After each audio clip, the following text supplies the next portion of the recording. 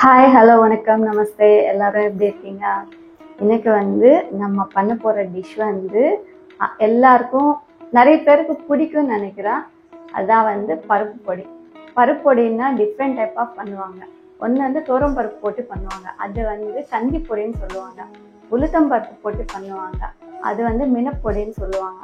ஆனால் ஆக்சுவலாக எங்கள் வீட்டில் எங்கள் பாட்டி காலத்துலேருந்து எப்பவுமே ஸ்டோர் இருக்கிற ஒரு பொடி பொட்டுக்கடல் வச்சு பொடியாக இருக்கும். அதுதான் ஆக்சுவலாக பருப்பு பொடின்னு சொல்லுவோம். அந்த பருப்பு பொடி தான் பொரியலுக்கு எல்லாத்துக்கும் யூஸ் பண்ணுவோம். அண்ட் இட்லிக்கு தொட்டிக்கிறதுக்கு சாப்பிடுவோம். அண்ட் தோசை டிஃபன்ஸ் எல்லாத்துக்கும் காலையில் சட்னி அரைக்க முடியாது, திடீர்னு நம்மளுக்கு வேணும் அப்படின்னா ஒரு தோசை இல்லை இட்லி சுற்றிக்கிட்டு அந்த பொடி விட்டு நெய் போட்டு சாப்பிடுவோம். ஸோ இப்போ அந்த ஈஸியான ஒரு பருப்பு பொடி தான் இன்னைக்கு பண்ண போகிறோம். ஆந்திரா ட்ரெடிஷ்னல் பருப்பு பொடி. ஓகேவா, வாங்க எப்படி பண்ணணும்னு சொல்லிட்டு பார்க்கலாம். ஸோ எங்கள் வீட்டில் எப்பவுமே ஸ்டாக் இருக்குன்னு சொல்லியிருக்கேன் இல்லையா? ஸோ நான் எப்பவுமே மந்த்லி ஒன்ஸ் ஒரு 2 டப்பா பருப்பு பொடி அரைச்சி வச்சுருவேன். வாங்க பாருங்க, இது ரெண்டுமே சேம் பொடி தான். இந்த பொடி காலியாச்சு, இந்த டப்பா காலியாச்சு. அண்ட் இந்த டப்பா கூட நான் ஃபுல்லாக பண்ணி வச்சிருந்தேன், அதுவும் பாதி காலி. ஸோ ஒரு மாதத்துக்கு கிட்டத்தட்ட ஒரு 2 டப்பா பொடி பண்ணி வச்சிடும். ஒரு 1/2 kg இந்த என்ன பொடி பொட்டுக்கடல் போட்டு பண்ணிட்டோன்னா அந்த 2 டப்பாக்கு வரும். எப்பவுமே ஒரு 2-3 வெரைட்டிஸ் ஆஃப் பொடி வீட்டில் ஸ்டாக் இருந்துகிட்டே இருக்கும். மேக்ஸிமம் வீக் டேஸ்ல தான் சட்னியாக இருப்பான். வீக்கெண்ட்ஸ் லேட்டாக இருந்திருக்கும், பசிக்கும், அதனால தோசை வித் பொடி தான் போட்டு சாப்பிடுவோம். ஸோ இன்னைக்கு அதுக்கு தான் எப்பவுமே ஸ்டாக் இருக்குன்னு சொல்லி காட்டுறதுக்கு தான் என் வீட்டில் இருந்தால் ஆல்ரெடி இருந்த பொடி காமிச்சிருக்கேன். அண்ட் இப்போ வீடியோக்காக அரைச்சிட்டு இருக்கேன். ஸோ எப்படி பண்ணணும்னு சொல்லிட்டு பார்க்கலாம். ஸோ இந்த பொடி அரைக்கிறதுக்கு என்னென்ன பொருள் வேணும்னு சொல்லிட்டு பார்க்கலாம். இது மெயின் கொப்பரின்னு சொல்லுவாங்க. இந்த கொப்பரி ஆந்திராலேருந்து தான் வாங்கியிருக்கோம். சென்னையில் இருக்கிறது ஸ்டார்டிங் நாங்கள் சென்னை ஷிஃப்ட் ஆன புதுசுல வாங்கினோம்னா அது ஒரு டிஃப்ரெண்ட்டான ஒரு ஸ்மெல் வரும். ஸோ நீங்கள் வாங்கும்போது ஒரு நல்ல ஒரு குவாலிட்டியாக பார்த்து வாங்குங்க. சென்னையில் ஃபுல்லாக செட்டாகவே கிடைக்கும். நம்ம கட் பண்ணிட்டோம்னா உள்ளே இந்த அளவுக்கு ஃப்ரெஷ்ஷாக இருக்காது. இது பார்த்தீங்களா, ஆந்திராலேருந்து வாங்கியிருக்கோம், எவ்வளோ ஃப்ரெஷ்ஷாக இருக்கு பாருங்க. ஸோ நீங்கள் இந்த கொப்பரி நல்ல குவாலிட்டியாக வாங்கிக்கோங்க, இல்லைன்னா அந்த பொடியே அந்த ஒரு டிஃப்ரெண்ட்டான ஒரு ஸ்மெல் வரும். மெயின் இதுதான். ஓகே, இது 1/3 தான் நான் எடுக்க போகிறேன். ஃபுல்லாக எடுக்கலாம், 1/3 தான் எடுக்க போகிறேன். இப்போ கட் பண்ணும்போது எவ்வளோ எடுக்க போகிறேன்னு சொல்லிட்டு காமிக்கிறேன். அண்ட் ஒரு ஸ்பூன் தனியா, ஒரு 1/2 ஸ்பூன் ஜீரகம், அண்ட் 10 காஞ்ச மிளகாய், அண்ட் 200 grams பொட்டுக்கடல், ஒரு 10 பூண்டு, கொஞ்சம் ஆயில். ஸோ ஃபர்ஸ்ட் ஃப்ரை பண்ணணும். ஒரு ஸ்பூன் ஆயில் போட்டுட்டு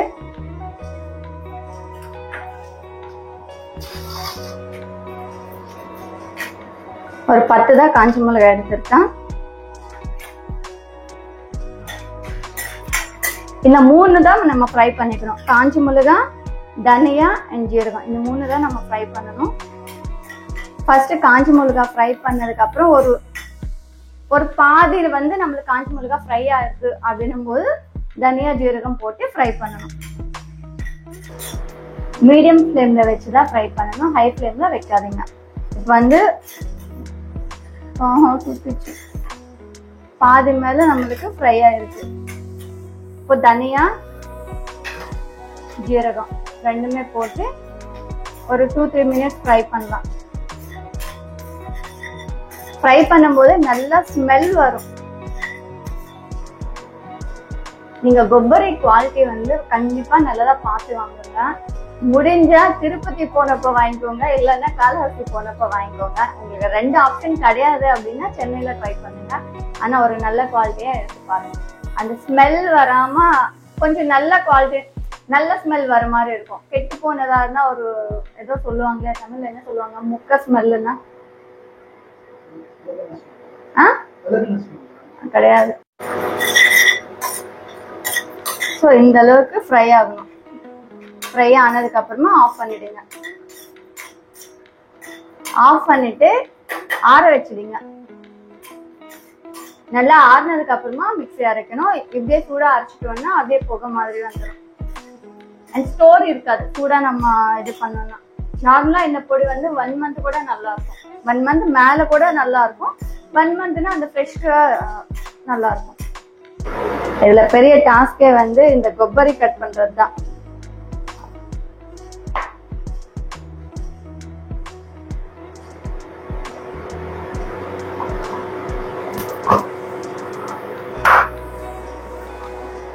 இவ்வளவு கொப்பரி போதும், 1/4 எடுத்துக்கலாம். இவ்வளவு போதும்.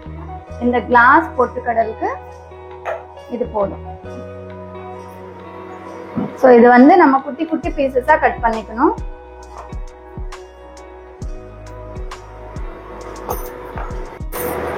இந்த மாதிரி சின்ன சின்ன பீசஸா கட் பண்ணணும். ஏன்னா அப்படியே மிக்சியில போட்டோம்னா கொப்பரி இல்லையா, அதனால வந்து சரியா கிரைண்ட் ஆகாது.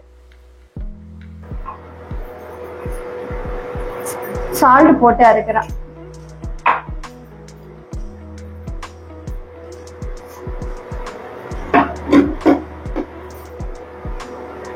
இந்த மாதிரி சாஃப்டா அரைச்சுக்கணும். இது வந்து நான் சின்ன ஜார்ல தான் பண்ணிருக்கேன். நெக்ஸ்ட் வந்து இதுல வந்து கொஞ்சம் உப்பு போட்டு அரைச்சுக்கலாம். உப்பு போட்டோம்னா கொஞ்சம் சீக்கிரமா கிரைண்ட் ஆகும்.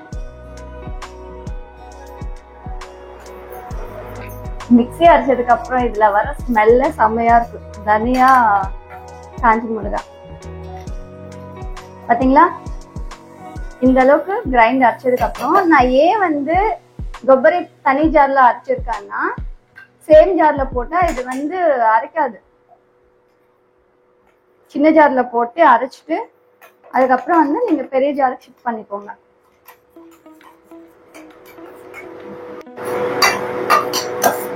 இந்த மாதிரி கொப்பரி, காஞ்சி மிளகாய், தனியா, ஜீரகம் இது 4மே வந்து நல்லா இன்னும் சாஃப்டா அரைச்சுக்கணும்.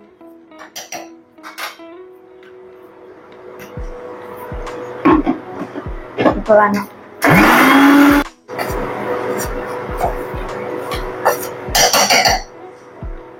இதுல வந்து பூண்டு போட்டு அரைச்சிக்கலாம். நான் வந்து ஒரு 10 பூண்டு எடுத்துட்டு இருக்கேன். பத்தலன்னா மறுபடியும் போட்டுக்கலாம். ஆக்சுவலா இது பூண்டு அரைச்சதுக்கு அப்புறமா இது பேரு வந்து கொப்பர் பொடின்னு சொல்லுவாங்க. கொப்பரி பொடி அப்படின்னா வந்து வெறும் அந்த கொப்பரி, காஞ்சி மிளகாய், தனியா, ஜீரகம், பூண்டு இந்த 4 மட்டும் அரைப்பாங்க உப்பு போட்டுட்டு. இது பேரும் இதுவும் ஸ்டாக் இருக்கும். நான் எப்பவுமே என்ன பண்ணுவேன்னா, பருப்பொடி அரைக்கும் போது கொஞ்சம் ஜாஸ்தியாவே கொப்பரி பொடி அரைச்சிட்டு கொஞ்சம் பொடி தனியா எடுத்து வச்சுட்டு மீதி இந்த பொடியில வந்து கொஞ்சம் பொட்டுக்கடலை, கொஞ்சம் பூண்டு எக்ஸ்ட்ரா போட்டுட்டு அதை தனியா அரைச்சிடுவேன். அப்ப என்ன ஆகும், 2 பொடியா இருக்கும்.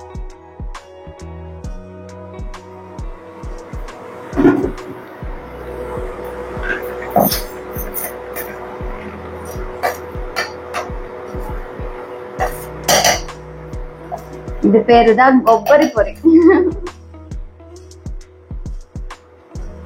கொப்பரி பொடி.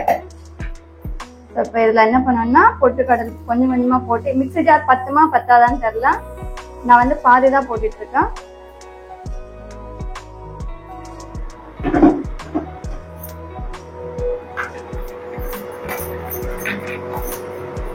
எனக்கு வந்து மிக்ஸி ஜார் பத்தலாம், அதனால நான் என்ன பண்றேன்னா, இந்த ஆல்மோஸ்ட் 3/4 வந்து கிரைண்ட் ஆச்சு. இப்ப இதெல்லாம் எடுத்து ஒரு பிளேட்ல எடுத்துட்டு இருக்கேன். 2 வாட்டியா பண்ணிக்கலாம்.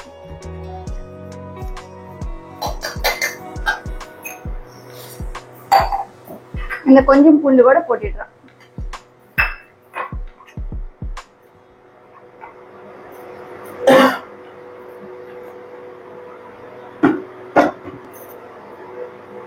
பாத்தீங்களா, பொட்டுக்கடலை இந்த பொடி வந்து இதுல மிக்ஸ் பண்ணிட்டு இப்ப வந்து நம்ம என்ன பண்ணலாம்னா, இது வந்து ஒரு 3/4 தான் நான் கிரைண்டர் வச்சிருக்கேன். இந்த டைம்ல வந்து உப்பு பாத்துக்கோங்க. உப்பு பத்தல அப்படின்னா இந்த டைம்ல உப்பு போட்டுக்கோங்க. உப்பு கரெக்டாவே இருக்கு. இப்ப இது வந்து அகைன் கொஞ்சம் கொஞ்சமா போட்டுட்டு சாஃப்டா அரைச்சுக்கணும்.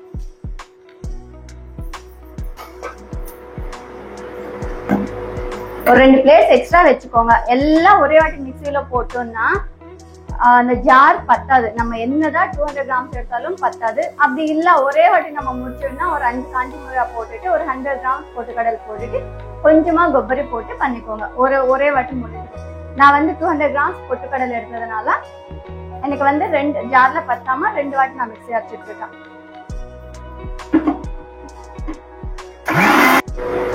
ஸோ இது வந்து இவ்வளவு சாஃப்டா இருக்கணும்.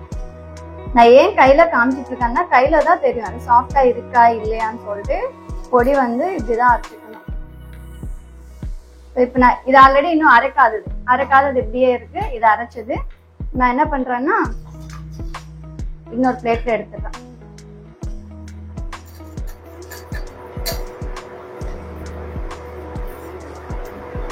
இது வந்து சாஃப்டா இருக்கு, தெரியுதா உங்களுக்கு என் கையிலேயே?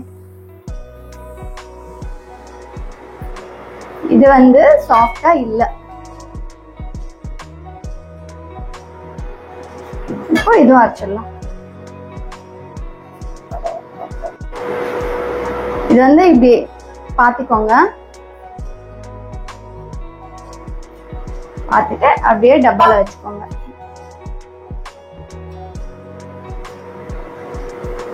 நம்ம வந்து கையில இப்படி வைக்கும் போது டப்பால என்ன பண்ணுவீங்கன்னா இப்படி பண்ணிட்டே பண்ணீங்கன்னா அந்த ஸ்மெல் போகாம இருக்கும்.